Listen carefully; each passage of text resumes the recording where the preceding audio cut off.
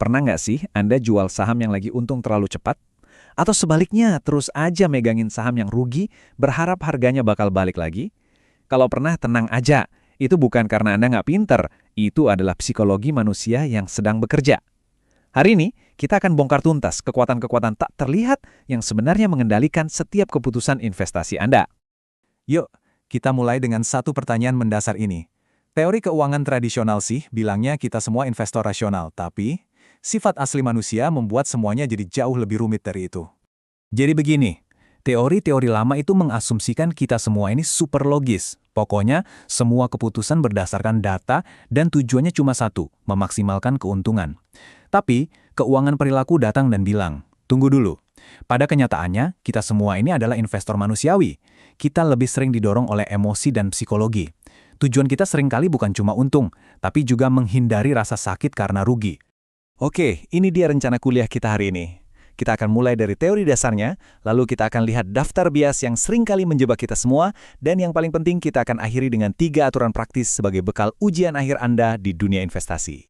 Oke, kita masuk ke bagian inti. Mari kita bedah 2 teori utama yang menjelaskan kenapa sih otak kita ini sering banget bikin kita mengambil keputusan yang nggak rasional di pasar keuangan.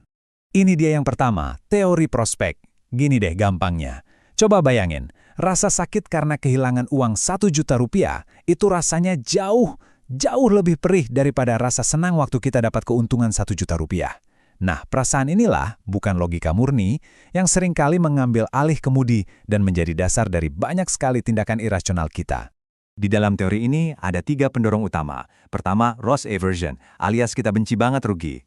Kedua, framing effect, yaitu cara informasi disajikan bisa mengubah total keputusan kita, padahal isinya sama aja. Dan yang ketiga, certainty effect. Kita ini lebih suka keuntungan kecil yang pasti daripada keuntungan besar yang sifatnya cuma kemungkinan. 3 hal ini nih yang sering mendorong kita menjauh dari logika. Selanjutnya adalah akuntansi mental. Ini adalah kecenderungan kita untuk seolah-olah memasukkan uang ke dalam pos-pos atau ember-ember mental yang berbeda. Dan cara kita memperlakukan uang di setiap ember itu bisa beda banget. Coba diperhatikan, gaji bulanan itu masuk ke rekening kebutuhan. Dihitungnya hati-hati banget. Tapi, begitu dapat bonus atau uang kaget, wah rasanya kayak uang gratis kan? Jadi lebih gampang aja gitu dibelanjain buat liburan atau barang mewah. Padahal ya, uang 100.000 dari gaji dan 100.000 dari bonus nilainya sama persis. Itulah akuntansi mental dalam prakteknya. Oke, sekarang kita sudah paham sedikit teorinya. Mari kita lanjut ke bagian berikutnya dan lihat gimana teori-teori ini menjelma menjadi berbagai penjahat atau bias investasi yang umum banget terjadi di sekitar kita.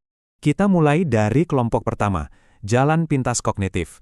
Jadi otak kita itu kan pada dasarnya pengen kerja simpel ya, makanya dia menciptakan jalan pintas atau aturan praktis. Masalahnya adalah, jalan pintas ini seringkali malah bikin kita kesasar. Contoh paling klasiknya adalah efek disposisi. Karena kita benci rugi dan suka banget sama keuntungan yang pasti, apa yang terjadi? Saham yang bagus malah kita jual kecepatan buat amankan untung. Saham yang jelek malah dipegang terus-terusan dengan harapan semoga naik lagi. Ini resep yang hampir pasti bikin kinerja portofolio kita jadi buruk. Lalu ada lagi anchoring atau penjangkaran. Ini juga bahaya banget. Kita itu terpaku sama satu informasi awal. Biasanya harga beli kita. Pernah dengar kalimat, saya jual nanti kalau sudah balik modal. Nah, itu dia. Itu persis bias anchoring yang sedang berbicara, bukan analisis rasional. Perangkap kognitif lainnya juga nggak kalah bahaya. Misalnya kita cuma nyari berita yang mendukung keputusan kita dan nutup mata sama berita yang sebaliknya. Atau kita lebih percaya sama investasi yang namanya udah familiar, padahal mungkin diversifikasi ke tempat lain bisa jauh lebih menguntungkan. Nah, kalau tadi itu soal jalan pintas pikiran, sekarang kita bahas bias yang sumbernya murni dari perasaan dan emosi kita. Dan yang ini bisa jadi lebih sulit lagi untuk dikendalikan. Rasa takut akan penyesalan, ini adalah emosi yang sangat kuat. Saking takutnya kita salah dan menyesal, kita jadi mending gak ngapa-ngapain aja. Atau ya udah, ikut-ikutan orang banyak aja biar aman.